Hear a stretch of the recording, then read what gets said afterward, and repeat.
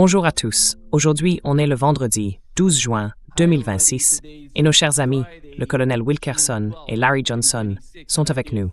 Bienvenue à nouveau. Bonjour. J'apprécie le choix de l'émission aujourd'hui. C'est tout le contraire d'ailleurs. Tu as raison. Vous avez l'équipe rouge et l'équipe bleue. À vous de choisir.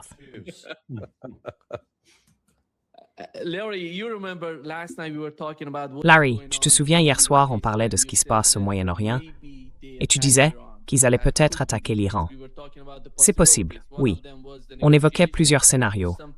L'un d'eux, c'était des négociations ou une sorte d'accord. Un autre, c'était une attaque, de nouvelles attaques à venir. En ce moment, le ton semble un peu plus positif qu'hier soir.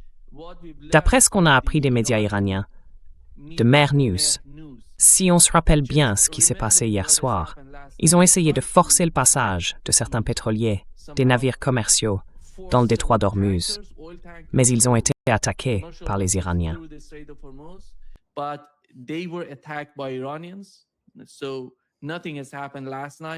Donc, rien ne s'est passé la nuit dernière. Pas de fermeture totale du détroit d'Ormuz. Et puis aujourd'hui, on a appris par les médias iraniens qu'un nouveau plan en 14 points ou un protocole d'accord allait être signé entre les États-Unis et la partie iranienne. En regardant les points mentionnés dans ce document, c'est en fait le même plan en 14 points ou en 10 points que l'Iran avait déjà préparé auparavant. Ce qu'on a appris hier soir de sources iraniennes, c'est que ces 2 dernières semaines, ils ont rédigé le texte et l'ont envoyé aux États-Unis.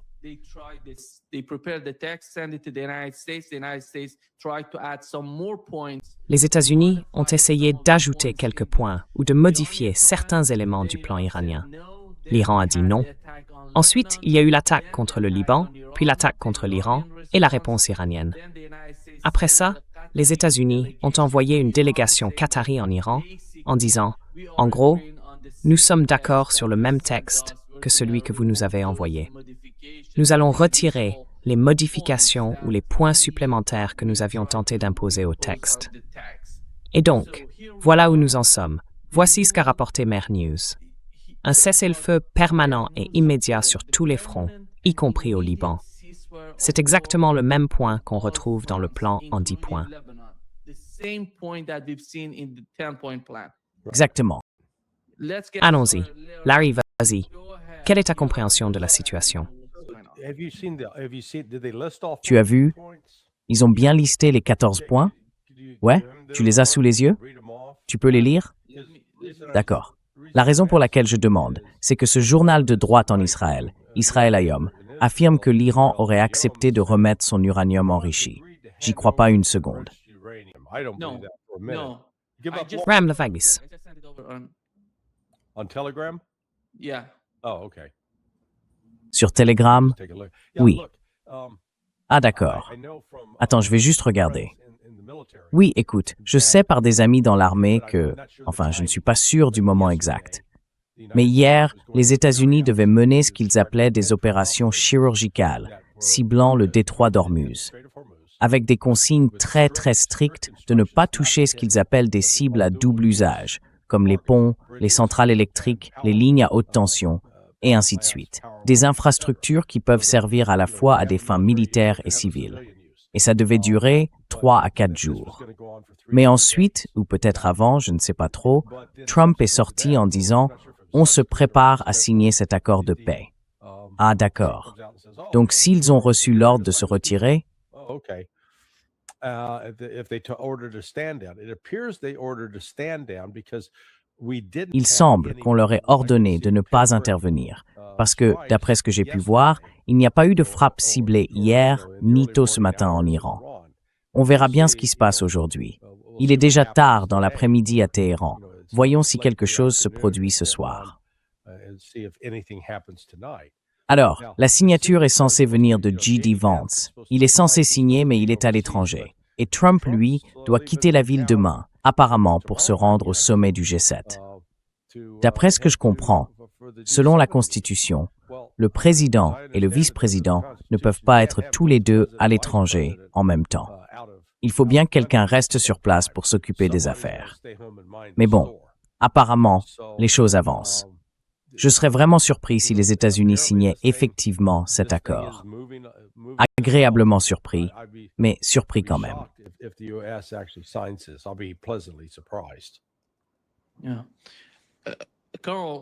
Oui, Carl, voici le premier point.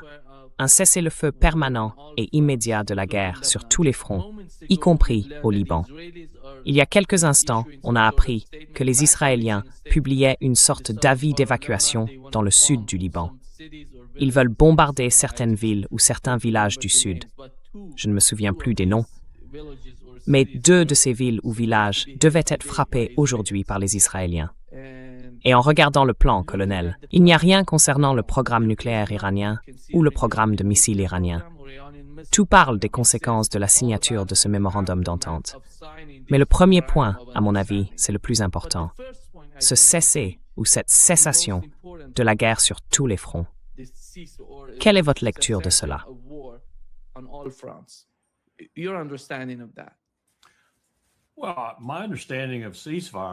Eh bien, pour moi, un cessez-le-feu ou l'arrêt des combats sur tous les fronts, ça veut dire qu'on s'arrête. Voilà, on s'arrête. On fait passer le message et on s'arrête. On a vu par le passé que certains ne comprennent pas. Et apparemment, nous non plus, on ne semble pas comprendre ce que veut dire un cessez-le-feu. Bibi Netanyahou, lui, a clairement montré qu'il ne comprend pas ce que ça signifie. En fait, il profite des cessez-le-feu de manière sournoise pour causer encore plus de dégâts qu'avant qu'ils soient déclarés. Alors, comment fait-on ce qui vient d'être proposé? Je n'ai pas les points sous les yeux, mais vous m'avez dit quel était le premier.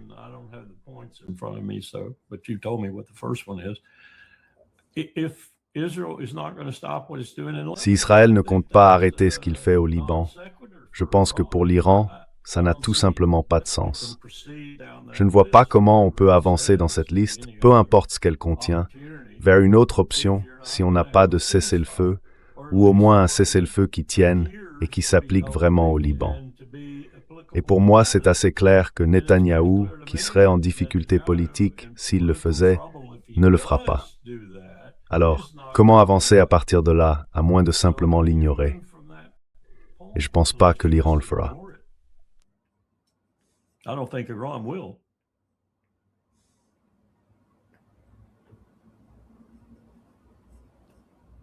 Je crois que ton micro est coupé.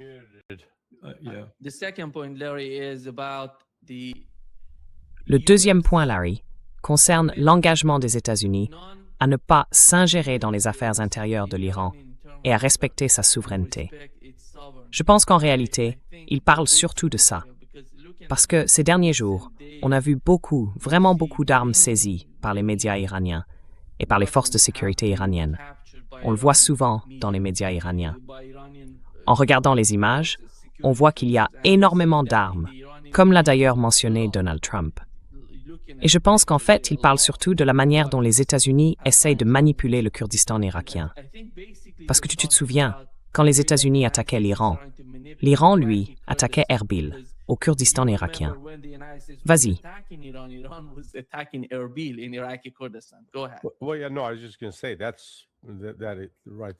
Oui, non, je voulais juste dire que ça, justement, ça explique. Enfin, on a eu 3 ou 4 frappes consécutives. Voyons, la dernière, c'était... Aujourd'hui, on est vendredi, donc mercredi. Oui, mercredi, mardi, lundi. L'Iran frappait Erbil, au Kurdistan. Il visait, j'en suis sûr, des bases de la CIA, où la CIA était activement impliquée, en fournissant des armes, du soutien et de la formation, parce qu'il comptait infiltrer ces groupes pour mener des attaques contre les forces de sécurité iraniennes. Donc je suis certain que c'est ça le point de vue de l'Iran. Encore une fois, je serais vraiment surpris si ces 14 points publiés par l'agence de presse officielle iranienne se confirment. Si c'est le cas, ce serait incroyable, parce que ce serait, en gros, une déclaration de reddition des États-Unis. Et je ne vois pas comment Trump, qui est, disons-le, presque sous la menace de certains éléments sionistes, pourrait accepter ça. Mais il faudra bien un accord de ce genre pour mettre fin à cette guerre. Alors, on verra bien.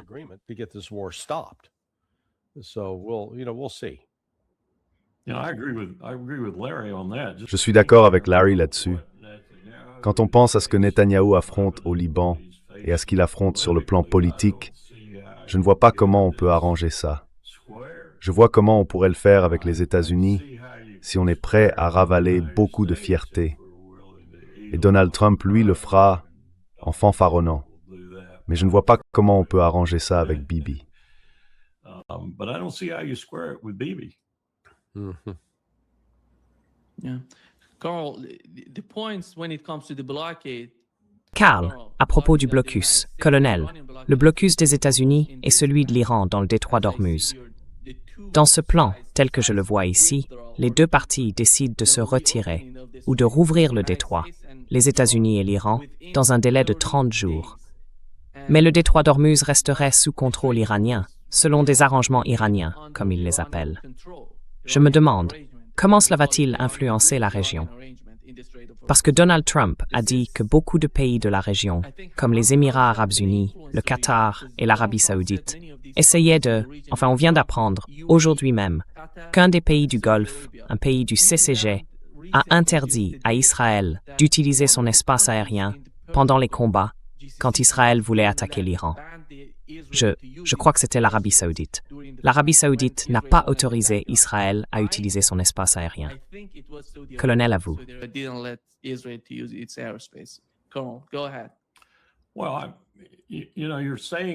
Eh bien, vous savez, ce que vous dites là, c'est à mon avis absolument essentiel si Trump veut réussir à se faufiler hors de cette situation et de ses conséquences les plus graves. Et je parle surtout des conséquences économiques. En fait, tout ce qu'il fait, c'est dire je reconnais que l'Iran peut maintenir ce commerce ouvert, que les navires peuvent continuer à passer si j'arrête simplement ce que je fais et que je les laisse faire. C'est ça le principe de base ici. Et il peut ainsi résoudre ce qui pourrait devenir cet été son plus gros problème, les effets économiques du détroit. Non pas forcément fermés, mais contrôlés exclusivement par l'Iran, qui déciderait quels navires peuvent passer, ou plus important encore, lesquels ne peuvent pas passer. Donc pour Trump, c'est un enjeu majeur, à mon avis. C'est quelque chose qui risque de le hanter jusqu'en septembre, et de façon assez spectaculaire, s'il laisse la situation durer aussi longtemps. Donc je peux comprendre que ça fasse partie de sa réflexion, mais moi non.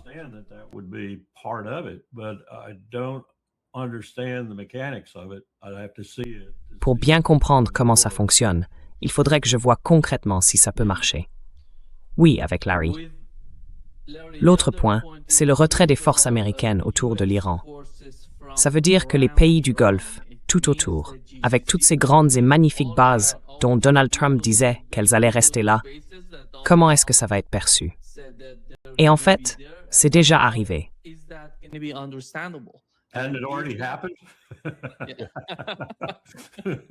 Yeah.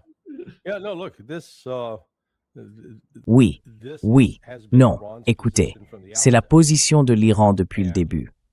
Et si c'est vrai que Trump va enfin donner son feu vert, parce que d'après ce que je comprends, tout ce qu'ils font, c'est signer un protocole d'accord, en gros, une promesse verbale qu'ils vont essayer de faire ça. Mais ce n'est pas contraignant. Et c'est tout à fait réversible si Trump subit trop de pression.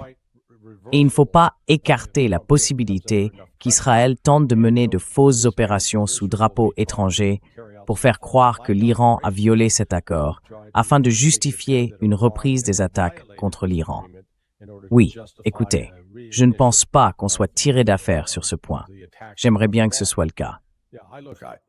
I don't think we're out of the woods on the. I wish we were, but one of the other sort of data. Mais un autre élément à prendre en compte, et ce n'est pas une information publique, c'est que, d'après ce que je comprends, les dirigeants des grandes compagnies pétrolières ont dit à Trump, « Écoutez, vous allez avoir de graves perturbations d'approvisionnement en carburant si vous ne réglez pas la situation dans le détroit d'Ormuz et dans le golfe Persique. Et vous savez, si ça dure encore 30 ou 45 jours, on va assister à des hausses de prix spectaculaires, non seulement ici, aux États-Unis, mais partout dans le monde. Ça va encore plus désorganiser l'économie et ce sera catastrophique pour les espoirs des républicains aux élections de mi-mandat. C'est déjà mal parti, mais là, ce serait encore pire. Republican hopes for midterms, they're already bad enough as it is, but this will make it even worse. Yeah. The other point, Carl, in this 14 L'autre point, Carl, dans ce plan en 14 points, c'est la suspension des sanctions américaines contre l'Iran, ce qui rejoint ce que Larry vient de dire. Est-ce que ça va aider le marché du pétrole? À mon avis, les dégâts sur le long terme sont déjà faits. Je ne vois pas le Qatar revenir de sitôt, ni l'Arabie saoudite, ni les pays du Golfe en général.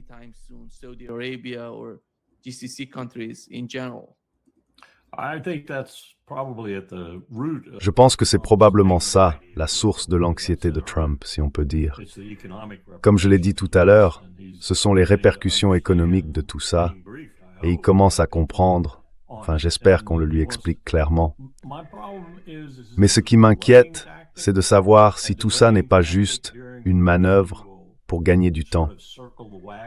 Une période pendant laquelle il resserrait les rangs, obtiendrait peut-être un peu de répit économique, remettrait quelques navires en route, relancerait un peu la machine militaire, puis reviendrait à ses vieilles habitudes. Franchement, je n'en sais rien. J'ai du mal à croire qu'il puisse, politiquement, s'en sortir comme le suggère ce mémorandum. Parce qu'au fond, comme Larry l'a dit, même si ce texte est appliqué partiellement, c'est surtout une concession faite à l'Iran. Et je ne vois pas très bien comment Donald Trump pourrait rendre ça présentable. Oui, oui. Oui. Alors, vous savez, je comprends. J'ai eu hier une assez longue discussion avec quelques personnes du secteur pétrolier, et elles m'ont dressé un tableau vraiment inquiétant si on ne relance pas les choses, comme Larry le disait. Je pense que c'est sans doute ce qui le met sous pression en ce moment. Mais on peut se demander quelles sont les autres sources de pression aussi, notamment Netanyahou au Liban, et peut-être ailleurs. On oublie sans cesse les Palestiniens, contre lesquels il a repris la guerre au quotidien, et l'Iran ainsi que d'autres États arabes qui considèrent cette question comme une condition essentielle à tout règlement, si l'on peut dire, dans la région. Moi, je ne vois aucun progrès là-dedans.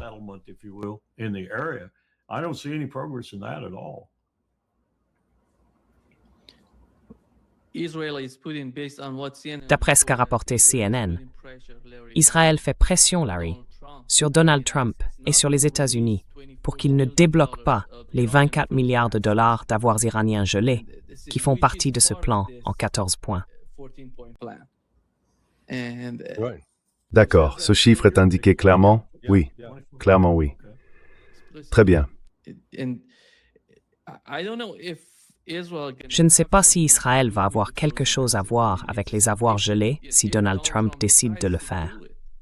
Alors, dis-moi, Larry, d'après ce qu'on a vu jusqu'à présent, tu penses qu'il va le faire ou qu'il en a déjà fait une partie?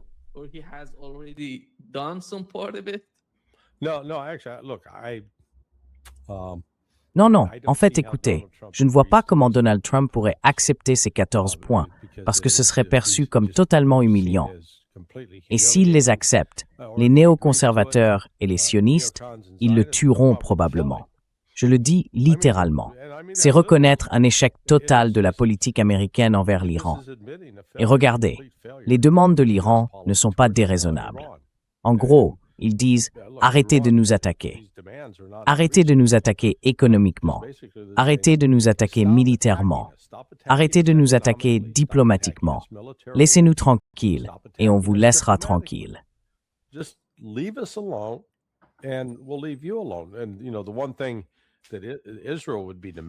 Et vous savez, la seule chose qu'Israël exigerait dans tout ça, c'est l'arrêt immédiat du soutien iranien au Hezbollah. En réalité, je ne pense pas que le soutien de l'Iran soit surtout matériel.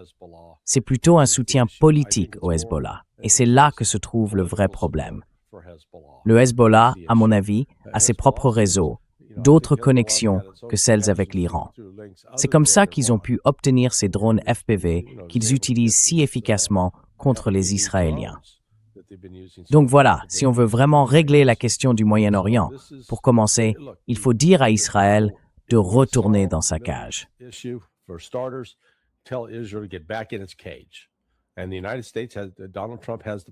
Et les États-Unis, Donald Trump a le pouvoir de faire ça. Il peut leur couper toute aide. Ils ne seront pas contents, ils vont crier, protester, mais ils devront bien s'y faire. Sans l'aide américaine, ils sont fichus. Et en parallèle, si Trump voulait vraiment jouer dur, il enverrait des diplomates parler aux Turcs pour leur dire « Bon les gars, il faut couper le pétrole vers Israël ». Puis il irait voir l'Inde et la Chine pour leur dire « D'accord, on va arrêter le commerce ». En fait, ce n'est pas seulement les États-Unis qui ont soutenu Israël. Il y a aussi d'autres pays, l'Inde, la Chine, la Turquie et même la Russie.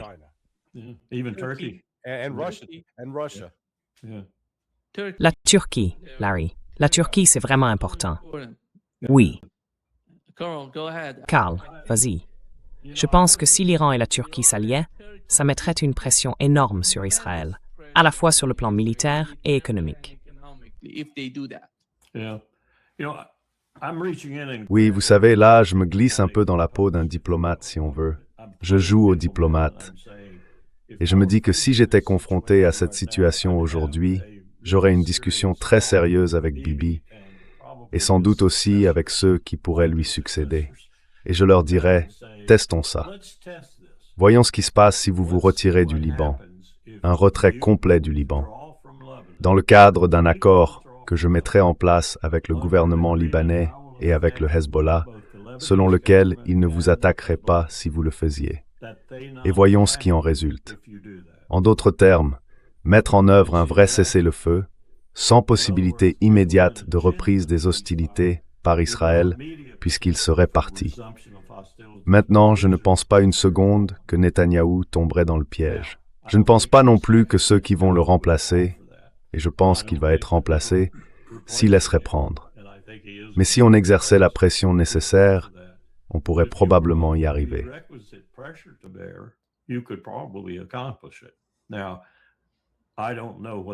Je ne sais pas vraiment ce que ça voudrait dire sur le long terme, en termes de sabotage insidieux, parce que c'est typiquement la tactique d'Israël. Mais je proposerais quelque chose comme ça, juste pour voir si ça peut passer. Il y a d'autres choses que je ferais aussi sur le plan diplomatique, mais disons que c'est la version cynique, celle qu'on connaît, je pense. Il faut trouver une forme d'accord au Liban pour qu'on laisse le Liban tranquille. Et il faut de la réciprocité. Plus d'attaques sur le nord d'Israël pour qu'ils puissent revenir dans cette zone et s'y sentir en sécurité. Netanyahou pense que la seule façon d'y arriver, c'est de prendre tout le Liban. Je suis convaincu qu'il le pense vraiment. Et à terme, c'est ce qu'il ferait s'il restait au pouvoir et qu'il avait toute la liberté d'agir. C'est ce qu'il ferait. Il prendrait tout le pays, même notre ambassade. Et il intégrerait cette ambassade à son dispositif. et on le laisserait faire. On signerait un protocole d'accord. Mais vous savez, il n'y a absolument aucune diplomatie créative avec ce groupe. Aucune. Vraiment.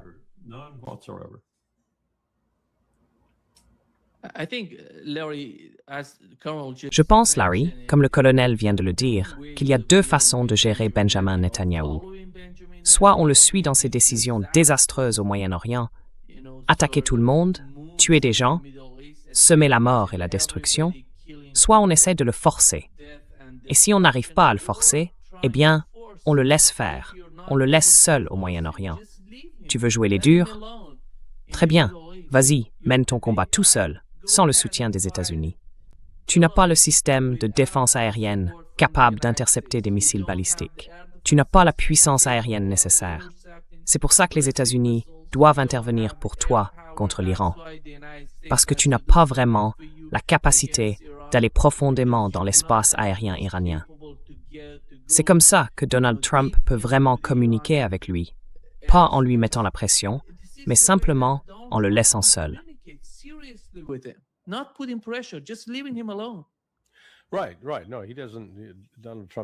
Oui, oui. Non, il ne le fait pas. Donald Trump n'a rien à faire de particulier, à part simplement arrêter ce qu'on est en train de faire. Même chose en Ukraine.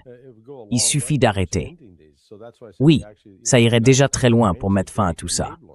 C'est pour ça que je dis qu'en réalité, les États-Unis restent le grand facilitateur de tout ça. Alors je sais bien que dans les médias, on entend dire que la paix est proche, que ça va se faire. Non, moi je ne le vois pas venir. Comme je l'ai dit, j'aimerais que ce soit le cas, parce que je pense que ce que Ron a exposé, ce sont des positions assez raisonnables. Mais les courants politiques... Attendez, je vais nuancer ça.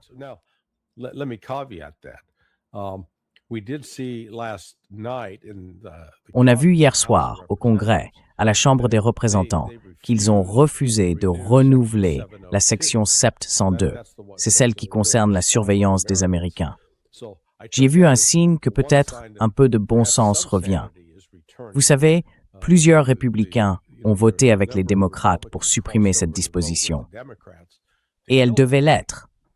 Mais vous savez, je ne suis pas sûr que ça s'étende forcément à la politique étrangère, notamment au soutien à Israël. Cela dit, je pense que les Israéliens ont un peu épuisé la patience des États-Unis.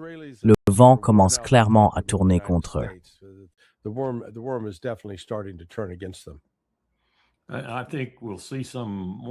Je pense qu'on va encore en voir un peu. Enfin, je l'espère. Je ne sais pas si ce sera vraiment efficace, mais avec, comment ça s'appelle déjà, le S-622 ou peu importe celui que Cotton propose. 622, je crois. Oui, 622. En gros, ça officialise la relation en matière de renseignement d'une manière que Jonathan Pollard aurait partagée.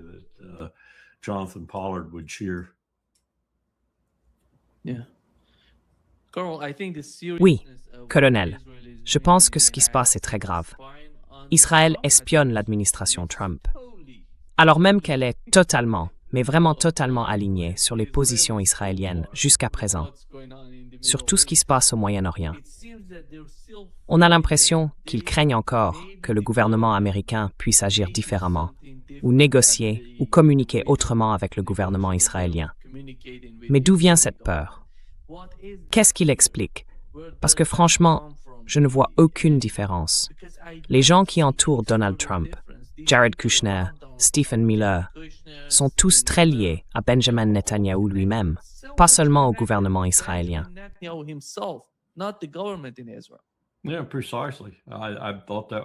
Oui, exactement. J'ai toujours pensé que c'était un problème majeur depuis le début. Mais en plus de la relation traditionnelle, on a une relation très, très venimeuse, insidieuse. Parce que beaucoup de membres de la famille, je le dis comme ça, pas au sens biologique, mais des membres de la famille israélienne, sont bien installés dans l'administration, ou des gens qui leur ressemblent beaucoup. Peut-être qu'il y a un peu de bon sens qui commence à apparaître. Peut-être qu'il y a, en périphérie, des gens qui se rendent compte, j'aimerais croire que certains sont au Pentagone, mais je n'en suis pas sûr, qui commencent à comprendre à quel point tout ça est toxique, et qui essaient de pousser un peu, de voir ce qu'ils peuvent en tirer. Ça ne m'étonnerait pas qu'il y ait, à la fois dans le milieu de la défense et dans celui du renseignement, des gens pas du tout satisfaits, qui voient ce processus comme extrêmement dangereux.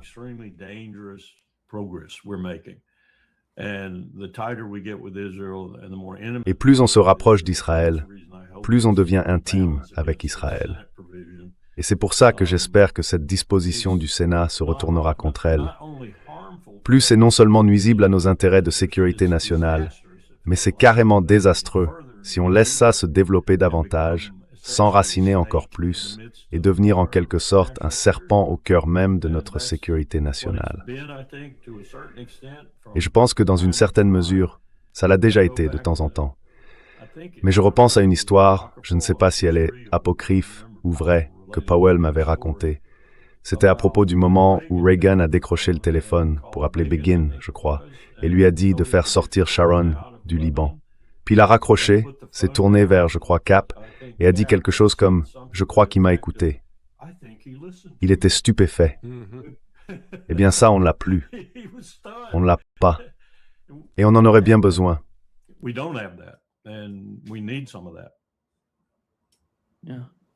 Oui.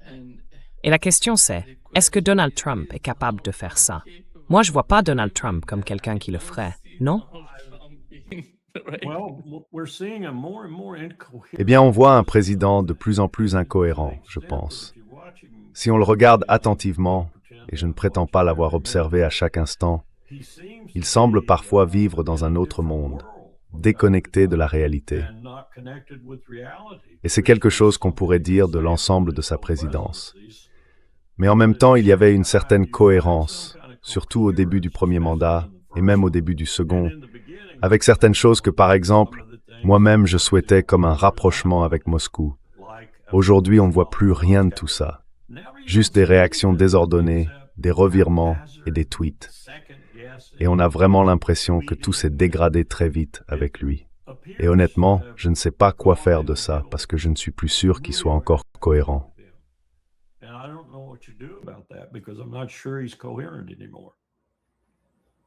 Yeah, in fact, if he signs off on this agreement, Oui, en fait, s'il approuve cet accord proposé par l'Iran, le lobby sioniste s'en servira comme justification pour affirmer qu'il n'a plus toute sa tête. C'est ça l'autre ironie dans cette histoire. That's the other irony here. Each and every point, Larry, in this plan is Chaque point, Larry, dans ce plan, pose problème, tu sais. Je ne l'ai même pas encore vu, mais je le sens. Parce qu'il parle de 300 milliards de dollars de projets de reconstruction en Iran.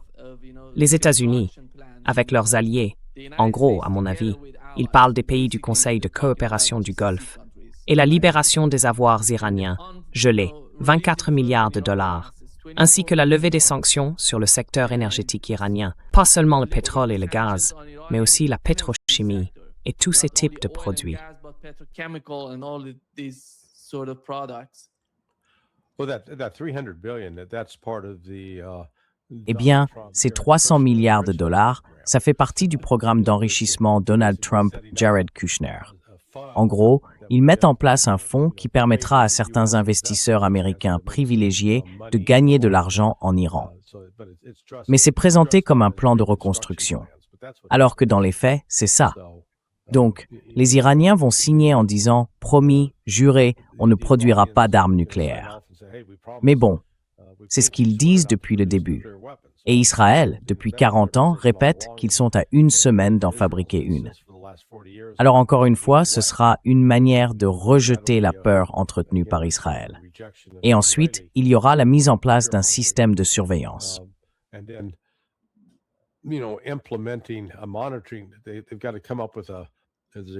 Ils doivent mettre en place, comme ils disent, un mécanisme de suivi pour appliquer l'accord. C'est ça le point essentiel. Pour l'instant, ils se sont juste mis d'accord sur une sorte de cadre, une ébauche, de la manière dont ils vont essayer de traiter ces questions. Mais ça ne veut pas dire qu'il y a déjà un véritable accord pour suspendre les sanctions américaines sur le pétrole et transférer 24 milliards de dollars. Il va y avoir un délai, et plus ce délai s'allongera, plus les Iraniens seront mécontents en se disant que les États-Unis ne sont pas dignes de confiance. Et pendant ce temps-là, on va voir Israël s'activer, multiplier les opérations sous faux drapeau pour essayer de rallumer la mèche et maintenir la guerre en cours.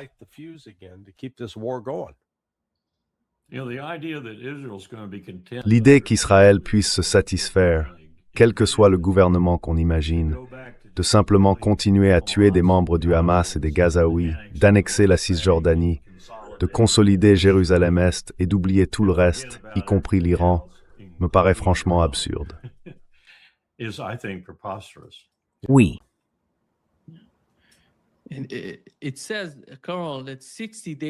Ça dit, colonel, qu'il y a 60 jours de négociations pour parvenir à un accord final sur les questions nucléaires et la levée complète des sanctions.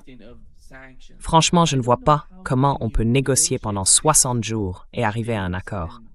C'est juste incroyable. Avec l'administration Trump, il faudrait 60 ans de négociations, parce qu'ils ne négocient pas sérieusement. Ils font juste des allers-retours.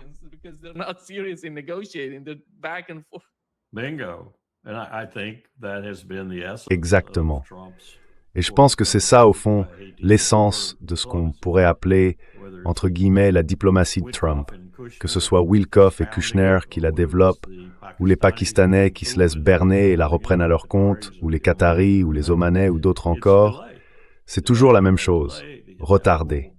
Retarder, retarder, retarder. L'inévitable, c'est qu'on n'a pas vaincu l'Iran. Alors comment on gère ça? Comment on fait pour s'en sortir, au moins sans tout perdre, économiquement et politiquement, et réussir à le vendre? C'est là tout le problème. Alors que faire? Ce n'est pas rare dans les confrontations entre grandes puissances. On retarde encore, et au final on n'accomplit jamais grand-chose. Et dans notre cas, tout ce qu'il faut faire, à moins d'avoir en tête quelques sombres manœuvres intérieures, ce que je n'exclus pas, c'est simplement gagner du temps jusqu'à la fin de son mandat. C'est comme ça que fonctionne notre système. Voilà. Et ensuite, on passe le dossier à son successeur, qui qu'il soit. Oui.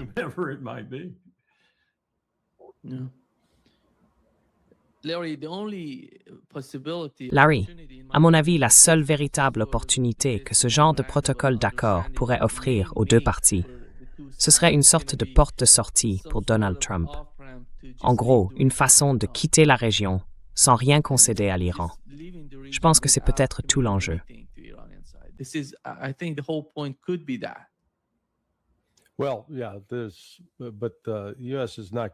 Oui, bien sûr. Mais les États-Unis ne vont pas partir discrètement. Il y a trop d'argent en jeu, surtout avec les investissements à Dubaï, un peu moins au Qatar, mais aussi en Arabie Saoudite et au Koweït. Donc il va falloir qu'ils trouvent un moyen de faire la transition, que les États-Unis cessent leur implication militaire, tout en restant très présents sur le plan économique. Parce qu'à l'heure actuelle, je ne vois pas comment ils pourraient vraiment se désengager. Il y a trop d'Américains fortunés qui ont des intérêts financiers là-bas, dans les pays du Golfe.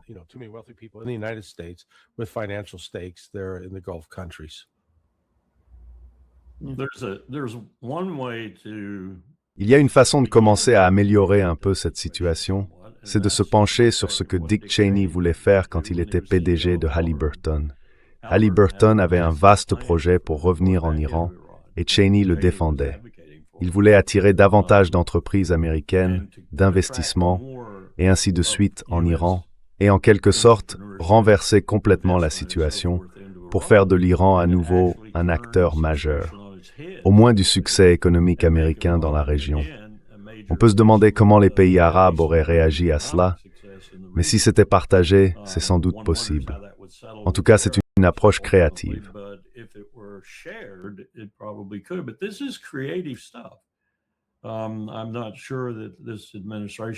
Je ne suis pas sûr que cette administration, ni d'ailleurs aucune administration américaine aujourd'hui, contaminée par Israël, soit capable de faire ce genre de choses. Mais ça va complètement à l'encontre de ce qu'ils veulent faire, c'est-à-dire au fond garder la région pour eux seuls. Et quand je dis ça, je veux dire qu'ils veulent aussi le territoire. J'en suis vraiment convaincu. Je pense qu'ils convoitent la Jordanie, ils convoitent des parties, voire la totalité de l'Irak. Ils convoitent le Liban. Et pour eux, c'est quelque chose de bien réel. Tant que c'est le cas, on a affaire, je crois, à un Israël très différent de celui avec lequel nous avons eu à traiter, aussi difficile qu'il ait été depuis, disons, 48. Mais là, c'est un tout autre problème.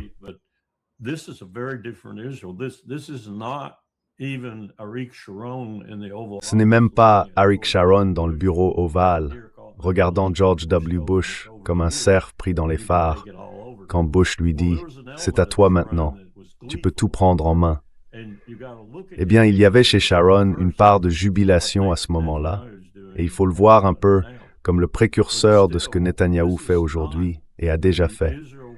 Mais malgré tout, ce n'est pas l'Israël que nous connaissions, aussi traître et aussi terrible qu'il ait pu être parfois, en 73, en 67 en particulier. C'est un Israël très différent, un Israël qui, comment dire, veut beaucoup dans la région, tout ce qu'il peut saisir, et qui veut en même temps qu'Iran ne soit pas un obstacle à cette ambition. Et la seule façon d'y parvenir, c'est de les morceler et de les laisser dans le chaos.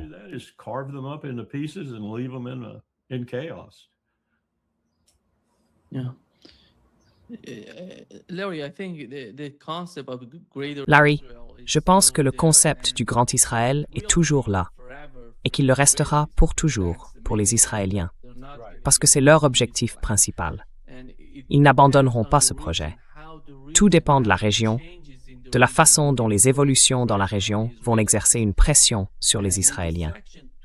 Et avec la section 224 que tu viens de mentionner, qui parle de fusionner les deux armées, l'armée américaine et l'armée israélienne, ça montre qu'Israël est d'une certaine manière inquiet de ce qui se passe aux États-Unis. C'est pour ça que ce genre de sionistes aux États-Unis essaye de formaliser cette coopération entre les deux armées, parce qu'ils craignent le mouvement interne, le changement qui est en train de se produire dans le pays. Well, no, that's true. I mean, they see that Eh bien non, c'est vrai. Je veux dire, ils voient bien que le vent politique tourne contre eux. C'est pour ça que, selon moi, l'objectif derrière le projet 224, c'est de le sortir du champ visible.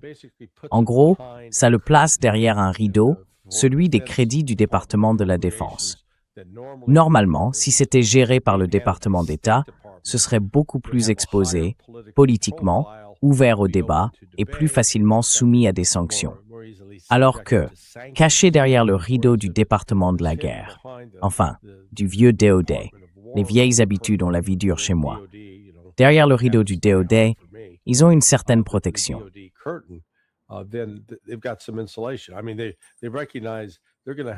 Je veux dire, ils savent qu'ils vont avoir du mal, que les 1 ou 2 ans à venir vont être compliqués à cause du changement de climat politique. Il y a de plus en plus de gens de moins de 50 ans qui pensent soutenir les Palestiniens, qui estiment qu'Israël a trop d'influence. Et franchement, Israël ne peut s'en prendre qu'à lui-même, parce qu'ils sont incroyablement arrogants et désagréables. Il n'y a pas la moindre trace d'humilité là-dedans. Et donc, ils se vantent presque de la façon dont ils peuvent profiter des États-Unis. Et ça passe de moins en moins bien auprès d'un nombre croissant d'Américains.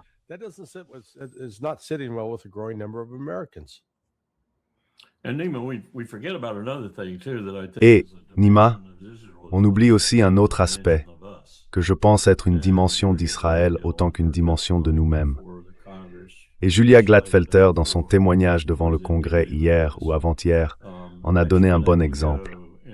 Si elle avait pu aller plus en profondeur sur certains de ces sujets, elle aurait vu à quel point la situation est mauvaise aujourd'hui.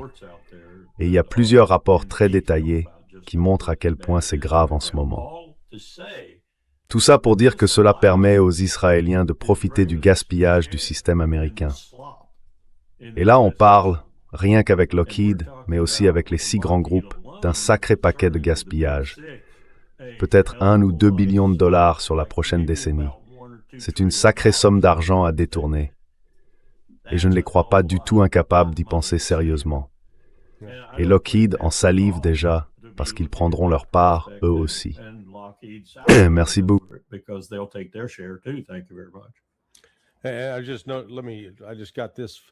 Je viens de recevoir une info de Scott Bessent, le secrétaire au Trésor, qui fait tout ce qu'il peut pour saboter cet accord.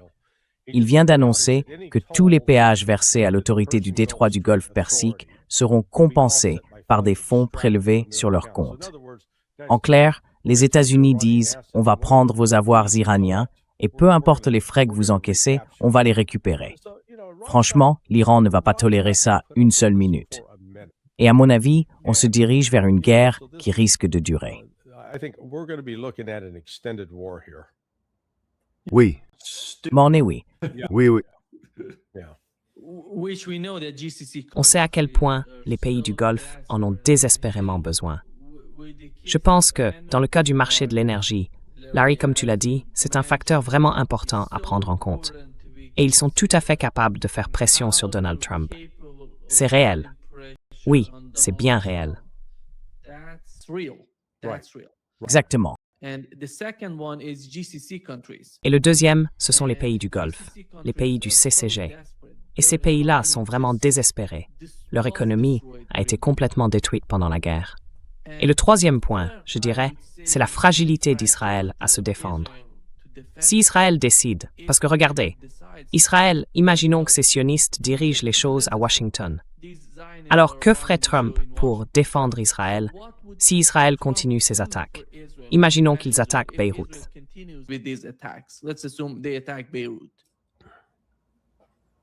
Yeah. Oui, si, c'est vrai. It is. He has no Il n'a pas de bonne option d'ailleurs. Je le dis simplement. Il n'existe aucune bonne option pour Donald Trump. good option for Donald Trump. Et à ton avis, qu'est-ce que les pays du G7 vont lui dire en coulisses, à part les États-Unis? That's a good point. Yeah. It is. Oui, les États-Unis n'arrivent pas du tout aux discussions du G7 en position de force sur le plan économique. Mais bon, aujourd'hui, vendredi, c'est le grand jour pour l'introduction en bourse de SpaceX, l'entreprise d'Elon Musk. Et il y a beaucoup de signes qui montrent qu'une bulle technologique est en train de se former, surtout autour de l'intelligence artificielle. Donc encore une fois, ce qui peut sembler être un signe positif, quelques mouvements dans la bonne direction pour l'économie, ce sont en réalité de faux signaux. Et cette puissance économique, elle est essentielle quand il s'agit de pouvoir soutenir une pression diplomatique au Moyen-Orient. Oui. But With the case of Elon Musk, Dans le cas d'Elon Musk, les médias iraniens ont publié hier que les nouvelles cibles de l'Iran, dans les pays du Golfe, seraient les installations de SpaceX situées dans ces pays. yeah. Oui, écoute, je suis désolé, mais je vais devoir filer. Il faut que j'aille à l'aéroport. Yeah. Oui, on sait ça, Larry. Mais je vous laisse entre de bonnes mains. Très mes amis. Yeah. Oui, merci, Larry. On se parle plus tard. Tu vas au G7? Non, en fait, je vais à la journée de la Russie à la mission de l'ONU à New York. D'accord, bonne idée. Très bien, les gars. À plus tard, à bientôt. See you soon. Bye. Bye-bye. Colonel, I think what is important right now with the case of the negotiation is that if GCC countries decide to, as I said, Saudi Arabia said no to Israel. My understanding is that it was Saudi Arabia because the only country that is on the way to attack Iran is Saudi Arabia because they're using Iraqi airspace. Ça doit être l'Arabie saoudite qui interdit à Israël d'utiliser son espace aérien. Et ça, c'est... Quand on regarde la région du point de vue de Donald Trump, ces pays du Golfe ne voient plus Israël comme avant le début de la guerre. C'est la réalité.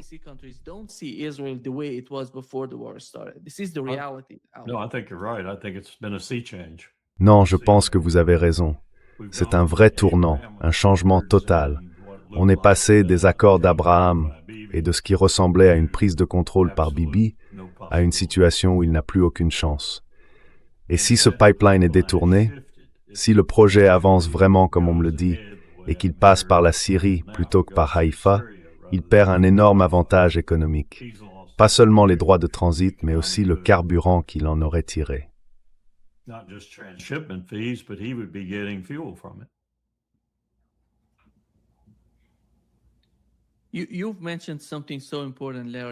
Tu as soulevé un point vraiment important, Larry, quand tu as parlé du cas où Larry Johnson expliquait comment ces autres pays peuvent coopérer.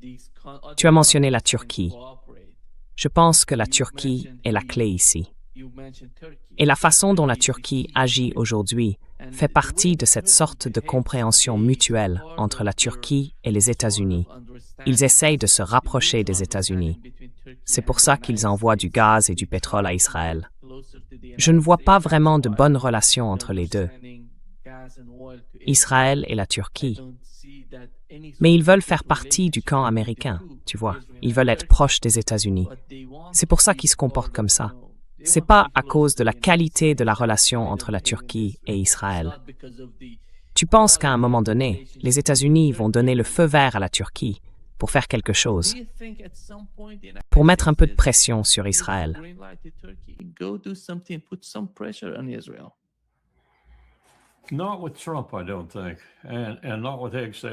Pas avec Trump, je ne pense pas. Et pas avec Hegseth, Vance ou Rubio non plus. Je pourrais imaginer que ça arrive avec un autre président, une autre administration. Mais vous savez, je pense que la Turquie cherche son avenir. Elle fait beaucoup de choses qui, économiquement, vont dans son sens, ou du moins elle le croit. Mais elle cherche son avenir et elle regarde vers le nord en voyant que l'OTAN est en train de se désintégrer. Honnêtement, j'aurais dit qu'il y avait une chance sur deux qu'Erdogan lui-même décide d'annoncer une sortie de l'OTAN. Et puis j'y ai réfléchi et je me suis dit non, il va attendre. Il va d'abord voir à quel point la désintégration est grave avant de faire ce pas.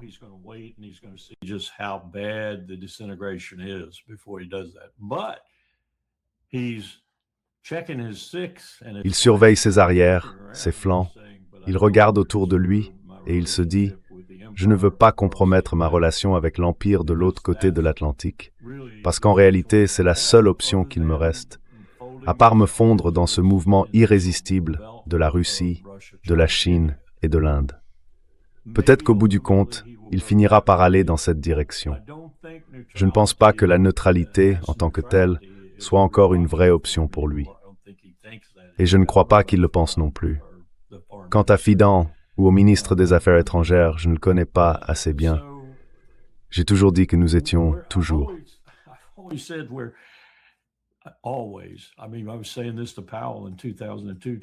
Je veux dire, je disais déjà ça à Powell en 2002, 2003. Là où va la Turquie, notre avenir suit, à bien des égards. Pas seulement à cause de sa position géostratégique incroyable, mais aussi à cause de la taille et des capacités de son armée, et du fait qu'elle fait pencher la balance, si on peut dire. Oui, on pourrait même dire qu'elle fait pencher la balance entre l'Asie et l'Occident. Et c'est crucial qu'elle prenne la bonne décision, non seulement pour elle-même, mais aussi, je pense, pour la sécurité et la relative solidité, si tant est qu'elle puisse encore être solide, de la relation transatlantique restante que l'Ukraine est en train de détruire. Et elle la détruit à cause de nous, plus que pour toute autre raison.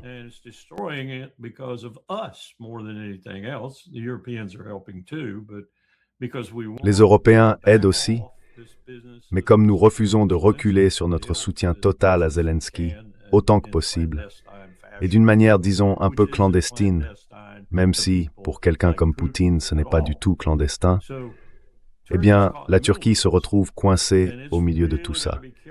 Elle doit vraiment faire attention aux décisions qu'elle prend, des décisions qui, d'une certaine façon, ferment la porte au passé et ouvrent sur un nouvel avenir. Et elle n'est pas très courageuse à ce sujet, donc elle risque d'attendre trop longtemps avant de trancher. Qu'est-ce que ça veut dire?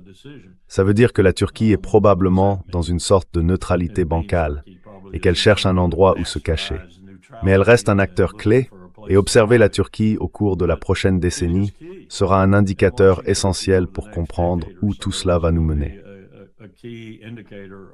Est-ce qu'on va vers une guerre avec l'Europe? Entre la Russie et l'Europe?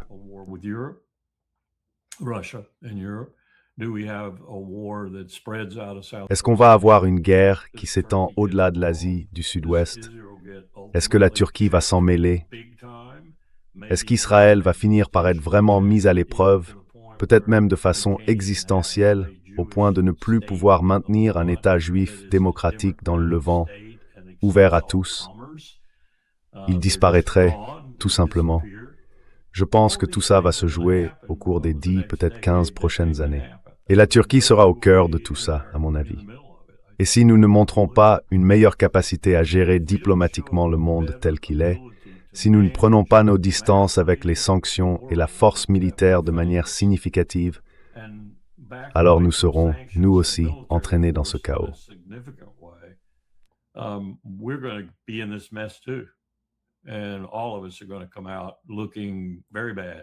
Et on va tous en sortir avec une très mauvaise image une fois que tout ça se sera un peu calmé. J'espère simplement que ce calme ne passera pas par une guerre nucléaire, parce qu'on trace une route vraiment inquiétante, surtout en Ukraine. On parle au minimum d'une attaque de Poutine en dehors de l'Ukraine contre des actifs de l'OTAN hors d'Ukraine, puis de Bruxelles invoquant l'article 5, et des États-Unis, en clair Trump, disant « Vous plaisantez? Je ne viens pas ». Et là, que font les Européens? Leur arsenal nucléaire est minuscule, et c'est bien ça le problème, il est minuscule. La Russie, elle, a sans doute le plus grand arsenal nucléaire du monde. C'est un poids énorme à défier, surtout quand on est l'Europe.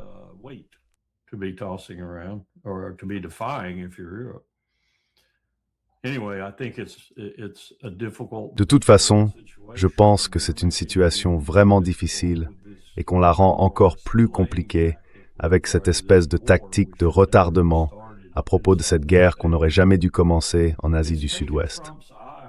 En plus, ça a détourné Trump de l'Ukraine. Je ne crois pas qu'il y prête encore la moindre attention. Quand il ira au G7, je suis sûr qu'il devra répondre à des questions là-dessus. J'aimerais bien entendre comment il va s'en sortir. Est-ce qu'il va donner des réponses désinvoltes, comme d'habitude? Du genre, je pourrais régler ça en 24 heures si je voulais. Ce n'est plus vraiment important. Ça va s'arranger tout seul. Ils auront un cessez-le-feu bientôt.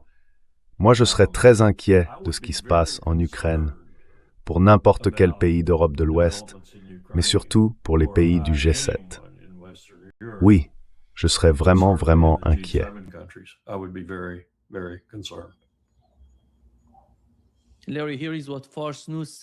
Larry, voilà ce qu'a dit First News. Ils affirment que les déclarations de Donald Trump et de certains médias étrangers, selon lesquelles l'accord serait finalisé et doit être signé dimanche à Genève, sont absolument fausses.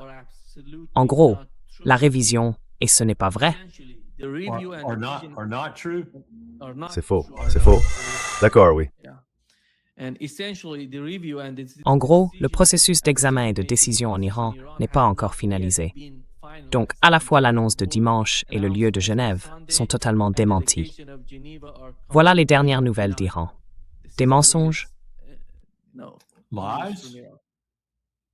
Des mensonges, vous dites. Non, elles sont totalement niées. J'allais vous demander quel est le mot persan pour mentir.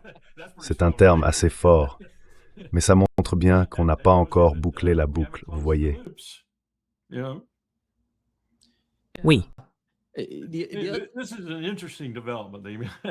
C'est une évolution intéressante. J'en parlais, je crois, à ma fille l'autre jour. Je lui ai dit, tu sais, si on regarde cette situation, aussi terrible qu'elle soit pour l'Empire, aussi absurde que soit cette guerre choisie par Trump, il y a une partie dans tout ça à qui on peut faire confiance pour dire dans l'ensemble la vérité sur ce qui se passe, presque tout le temps. Téhéran.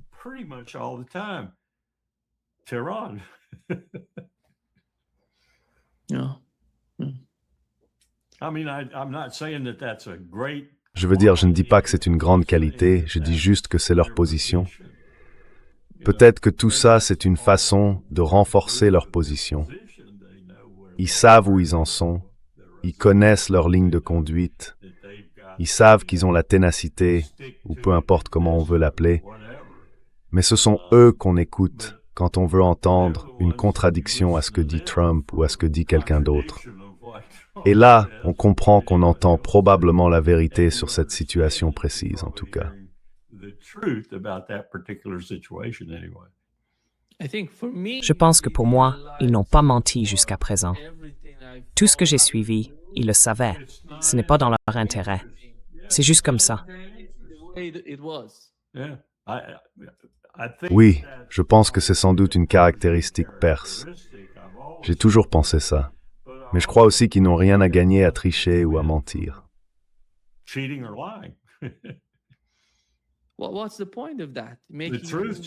Eh bien, à quoi bon? La vérité vous rendra libre. Mais en quoi ça va les aider? Oui, exactement. Voilà ce que le Financial Times a rapporté, Larry. Les villes de missiles iraniennes ont choqué les États-Unis et Israël pendant la guerre. Pendant 40 jours, les avions américains et israéliens ont bombardé les montagnes autour de la ville de missiles de Yazd, et toutes les munitions se sont révélées inefficaces contre la roche granitique de la montagne. L'article dit que l'Iran a continué à lancer des missiles jusqu'aux tout derniers instants avant le cessez-le-feu, depuis Yazd, depuis cette ville en particulier. Donc voilà la réalité, à mon avis. C'est ce qui a conduit Donald Trump à se demander au fond quel est l'intérêt de poursuivre cette guerre. Allons-nous frapper encore plus d'infrastructures civiles? Allons-nous tuer encore plus de gens? Parce que si les attaques ne sont pas efficaces contre ces villes de missiles, contre la production de drones et de missiles, alors à quoi bon? So what's the point? Tu sais, rien que l'ampleur de ces crimes de guerre, mais aussi l'ampleur de ces tueries, atteint des proportions qui pourraient rivaliser avec certaines de nos anciennes guerres, celles où on bombardait encore et encore, sans arrêt. Je pense bien sûr au Vietnam, à cette époque où on tuait des gens à tout va, la plupart du temps des civils innocents. Tu vois, quand on repense à ces frappes de B-52, à ces bombardements en arc, à Rolling Thunder et tout le reste, on a massacré une quantité énorme de civils. Et tout ça, on n'y pense plus vraiment. En fait, je crois qu'on n'y pense plus du tout. Regarde les plus de 200 personnes qu'on a tuées en mer, dans les Caraïbes et dans le Pacifique. Une tache noire sur l'armée américaine, comme celle qui vient des Philippines, quand on a mitraillé des gens dans des fossés. On s'en fiche. On dirait qu'on s'en fiche complètement maintenant. We don't care. We don't seem to care anymore. Here is what Donald Trump tweeted moments ago. The terms that Iran Voici ce que Donald Trump vient de publier sur X. Les conditions que l'Iran a fait fuiter vers les fake news n'ont rien à voir avec celles qui ont été convenues par écrit. Ce qu'ils ont dit, y compris leur déclaration faible et pathétique sur un soi-disant accord, n'a aucun rapport avec la vérité. Ce sont des gens très déloyaux avec qui traiter. Avec eux, il n'existe rien de tel qu'une négociation de bonne foi. Incroyable. Et puis, leur attaque de drone, totalement repoussée hier soir, contre des navires indiens quittant le détroit d'Ormuz, est tout simplement inacceptable. C'est totalement inacceptable. L'attaque iranienne contre les navires indiens, a-t-il déclaré. Il ferait bien de se ressaisir, et vite.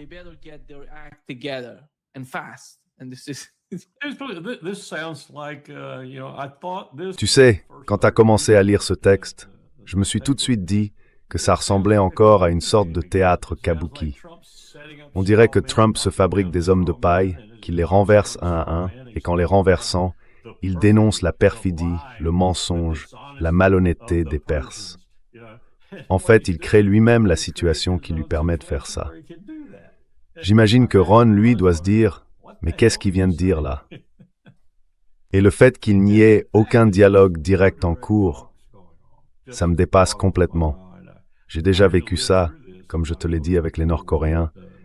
Mais même à l'époque, c'était plus direct que ce qui se passe aujourd'hui avec les Iraniens. Au moins, on pouvait être dans la même pièce que les Nord-Coréens, en Chine ou ailleurs, et ils pouvaient nous traduire, si tu veux.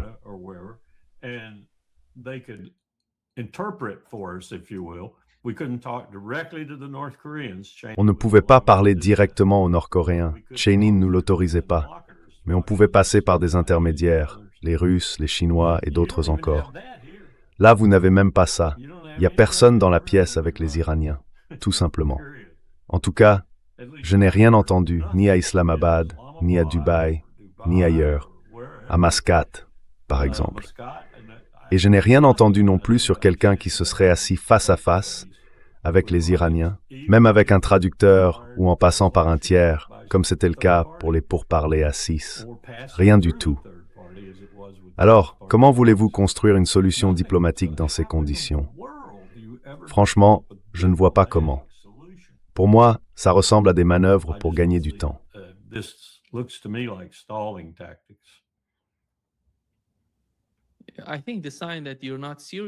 Je pense que le signe que vous n'étiez pas sérieux dans la négociation, c'est justement le point que vous venez de mentionner. Vous n'avez pas besoin d'envoyer le gouvernement pakistanais. Il y a un rapport selon lequel le gouvernement Biden, en coulisses, menait une sorte de négociation secrète. Ce n'est pas nécessaire. Vous voulez parler? Eh bien, allez-y. Parlez. Vous voulez discuter? Vous y allez et vous discutez.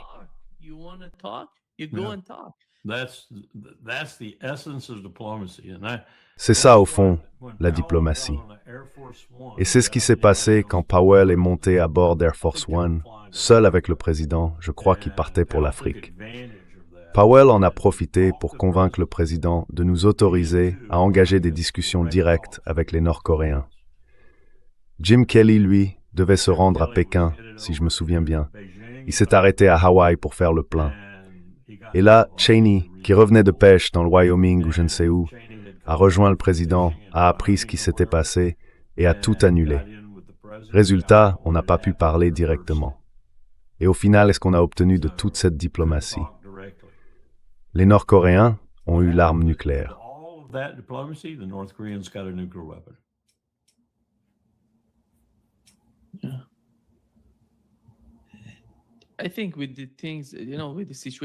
Je pense qu'avec la situation qu'on voit en ce moment, ils exercent une sorte de pression sur l'Iran, d'une manière telle que l'Iran a le sentiment qu'il n'y a aucun moyen de mettre fin à la guerre de façon durable.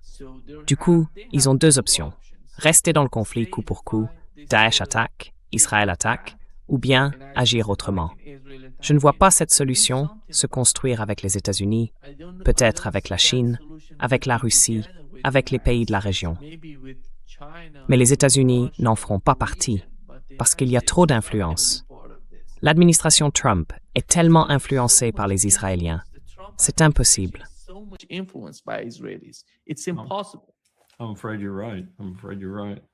J'ai bien peur que tu aies raison.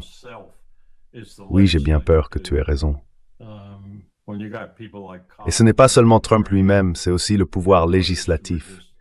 Quand on a des gens comme Cotton, Graham et d'autres, qui sont eux-mêmes des sionistes convaincus, c'est très difficile d'avoir deux branches d'un gouvernement à 3 niveaux. Je ne vais pas inclure la Cour suprême là-dedans, mais s'il y avait des décisions juridiques à prendre, je les mettrais sans doute dans le lot si elles concernaient Israël, et ils prendraient les décisions qu'il faut s'ils sont contaminés.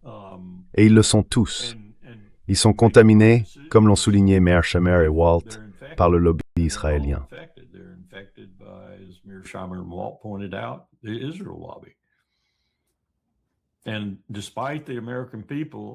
Et malgré le peuple américain et l'assassinat de Charlie Kirk, je pense que ça met vraiment le doigt sur quelque chose. On s'éloigne d'une relation qu'on appréciait, voire on s'y oppose, surtout chez les jeunes Américains. Mais il faut beaucoup de temps pour que ça se transforme en action politique, en véritable changement au Congrès, par exemple. Et pendant ce temps-là, beaucoup de dégâts peuvent être faits. Israël le sait. Israël le sait très bien. C'est pour ça que Bibi frappe fort. C'est pour ça que ses députés ont rédigé la section 224. C'est pour ça qu'il agit ainsi. Il veut en prendre le plus possible avant que cette dynamique ne grandisse et finisse par le chasser des États-Unis.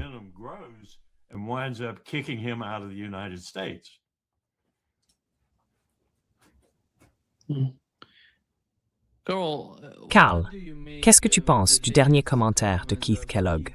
En gros, il suggère d'utiliser des armes nucléaires contre l'Iran. Voilà ce qu'il a dit. Finish the job. Having a protracted war is not the American way of war. It's a war we've been conditioned to in the last few decades where we've done things in Afghanistan or Iraq. We ought to go back to the way we did it in like World War II or World War I, and we just finish the job, total war, obliterate them, and say, when you need to come to the table... Vous avez notre numéro. Mais d'ici là, c'est fini pour nous. Parce qu'en ce moment, on joue selon leurs règles, pas les nôtres. Jouons selon nos règles et forçons-les à venir vers nous. Let's play our game and force them to come to us. Sounds like Jonathan Pollard. On dirait Jonathan Pollard. Il parle exactement comme Jonathan Pollard. Tu sais, il était là, assis dans sa grande pièce façon Jabba the Hutt, et il disait en gros que les armes nucléaires, c'est pas si grave que ça, qu'on devrait les utiliser. C'est le genre de choses avec laquelle il faut parfois composer. Et tu vois, je dirais que ça revient souvent. Mais quand ça revient à l'époque des armes nucléaires, ça prend une toute autre dimension. C'est inquiétant. C'est terrifiant. Nima, je crois qu'on va finir par les utiliser. Je le pense vraiment. Je ne parle pas d'ici en Iran, enfin j'espère pas. Mais je crois que quelque part en Ukraine ou en Asie du Sud-Ouest, on va voir l'usage d'armes nucléaires.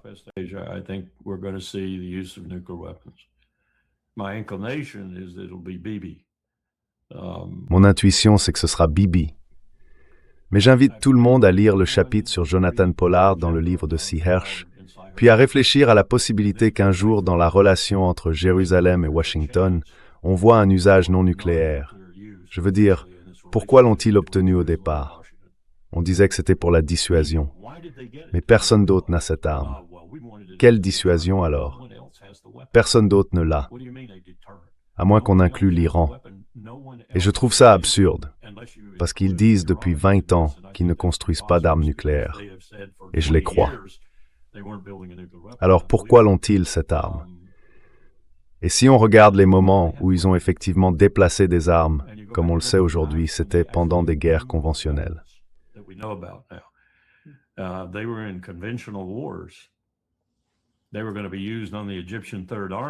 Elles devaient être utilisées contre la 3e armée égyptienne, par exemple. Alors, en quoi sont-elles une force de dissuasion et contre quoi exactement? Est-ce qu'elles dissuadent la puissance conventionnelle?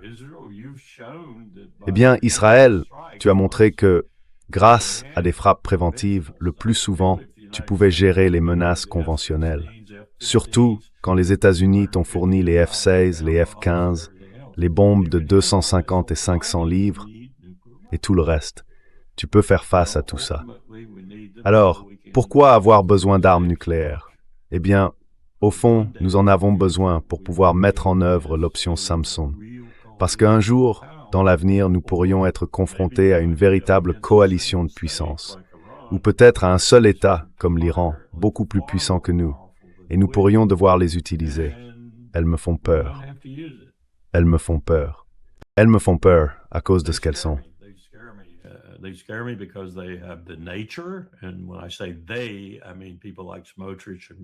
Et quand je dis « ils », je parle de gens comme Smotrich et Ben-Gvir. Franchement, quiconque a écouté Smotrich et Ben-Gvir juste après le 7 octobre et entendu leurs déclarations et qui doute encore qu'ils n'auraient aucun scrupule à utiliser une arme nucléaire, cette personne se berce d'illusions. Ces types le feraient. Et ça me fait toujours peur. J'en ai encore des frissons quand je pense au fait que ce petit État minuscule, à l'extrémité est de la Méditerranée, soit le seul dans la région, à part le Pakistan, à posséder l'arme nucléaire. Et j'essaie de comprendre pourquoi. Enfin, je sais au fond pourquoi. Parce qu'ils ont compris qu'un jour, ils pourraient vraiment devoir s'en servir. Ce n'est pas une dissuasion, c'est une assurance pour le moment où tout s'effondre. Quand tu coules, tu les entraînes avec toi.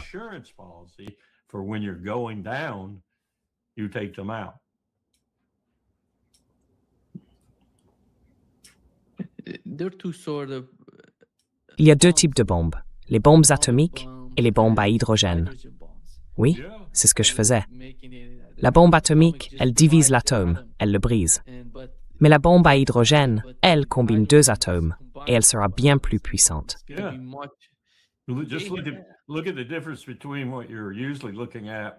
Regardez simplement la différence entre ce qu'on voit d'habitude quand on parle d'Alamogordo, du test, ou quand on regarde Hiroshima et Nagasaki, et puis regardez l'atoll de Bikini. C'était une nouvelle catégorie, la bombe thermonucléaire, totalement différente, d'une puissance dévastatrice. Si je me souviens bien, c'était 1000 fois plus puissant. L'atoll de Bikini, 1000 fois plus fort que Nagasaki et Hiroshima. 1000 fois. Alors à quoi ça sert d'avoir ça? Vous voulez faire harakiri dans votre propre région?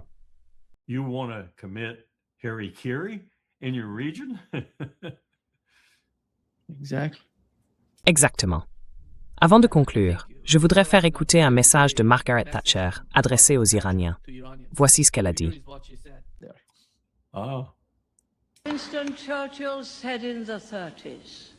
Winston Churchill disait, dans les années 30, que si l'on cède face à l'agression, il n'y aura pas de fin à l'humiliation qu'on devra subir.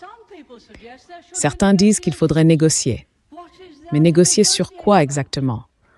On ne négocie pas avec quelqu'un qui envahit un autre pays, le ravage et tue tous ceux qui se trouvent sur son chemin. On le fait partir, on le fait payer et on s'assure qu'il ne soit plus jamais en position de recommencer.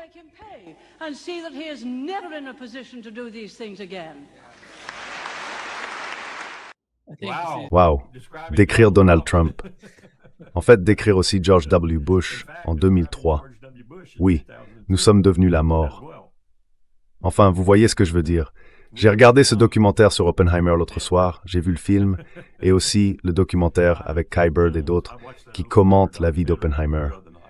C'est vraiment intéressant, surtout la dernière partie de sa vie, quand il a un peu perdu pied, puis qu'il a retrouvé son équilibre et est revenu sur le devant de la scène. Mais vous savez, tout le processus de développement de l'arme nucléaire, c'était quelque chose qui a sans doute marqué les gens de manière très différente et très profonde. Mais dans l'ensemble, je pense que ces personnes avaient la lucidité de comprendre qu'elles participaient probablement à l'une des choses les plus dangereuses que l'humanité ait jamais entreprises.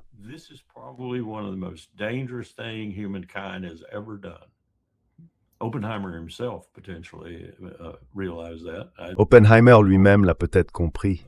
Je pense que ça l'a hanté, surtout quand il s'est battu pour empêcher le passage de la bombe atomique à la bombe thermonucléaire, et qu'il a perdu. Et il a perdu en gros, enfin, c'est comme ça que je le comprends, et McCullough dans son livre, et maintenant d'autres aussi, je crois l'admettent. Il a fallu à Truman une seconde ou deux, à peine, quand on lui a bien expliqué ce que signifiait passer de la bombe actuelle à la nouvelle. Il a dit « faites-le ». Voilà. Pas de réflexion. Pas même l'apparence d'une hésitation sur ce que cette décision pouvait impliquer. Aucune résistance, aucune question. Et vous ne me ferez jamais croire qu'Harry Truman avait vraiment compris. Et pourtant, j'aime bien Truman.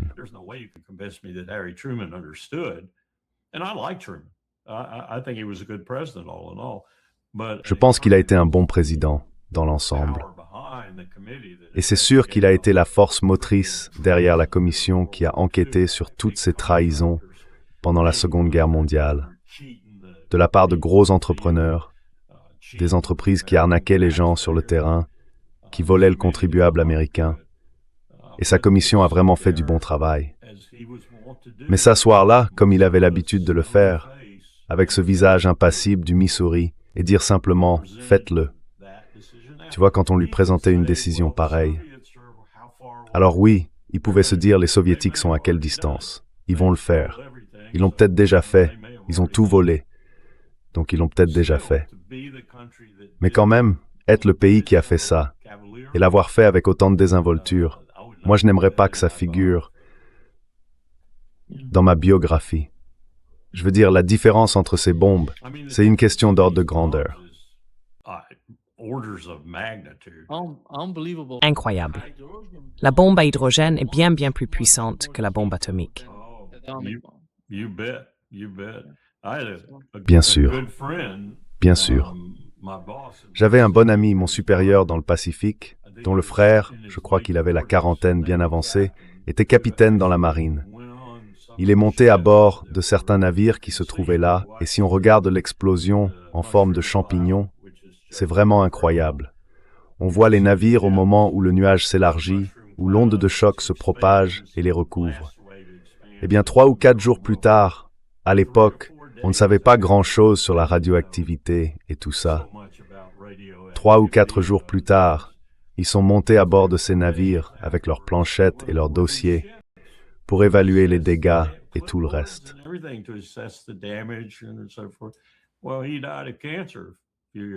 Eh bien, il est mort d'un cancer quelques années plus tard, et ils ont poursuivi la marine, parce que vous savez, je crois qu'il n'en est jamais vraiment rien sorti, mais il a perdu son frère à cause d'un cancer, clairement lié au fait qu'il était monté sur ces navires si tôt. Il y a tellement d'aspects atroces autour de ces armes. J'invite tout le monde à regarder le documentaire sur Ellsberg, qui est sorti en ce moment, et il y en aura un autre, beaucoup plus long, probablement dans 6 ou 7 mois. Dan Ellsberg s'exprime avec une grande éloquence, et sans doute que personne, à part les scientifiques qui ont réellement travaillé dessus, n'a été aussi proche de ce phénomène. Et quand je dis phénomène, je parle du potentiel d'utilisation de ces armes.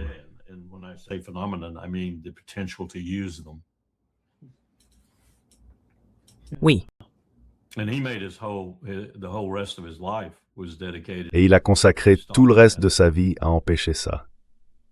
Vous savez, il est monté dans une Jeep avec un chauffeur et il est allé jusqu'à Ground Zero, à l'endroit même où Ronald Reagan s'apprêtait à faire un dernier essai avant l'entrée en vigueur du traité d'interdiction complète des essais nucléaires ou quelque chose comme ça. L'essai était prévu, on devait le faire dans le Nevada. Et lui, il a traversé les clôtures, tout, et il est arrivé jusqu'à Ground Zero pour les empêcher de le faire. C'était vraiment un homme courageux qui a complètement changé de cap. Parce que, avant, il travaillait main dans la main avec le Pentagone sur tout ça, la stratégie nucléaire, les armes nucléaires, tout. Et un jour, il a vu sur quoi il bossait, et il s'est dit, bon sang, comment je peux faire ça? And he said, "Holy shit, how can I do this?"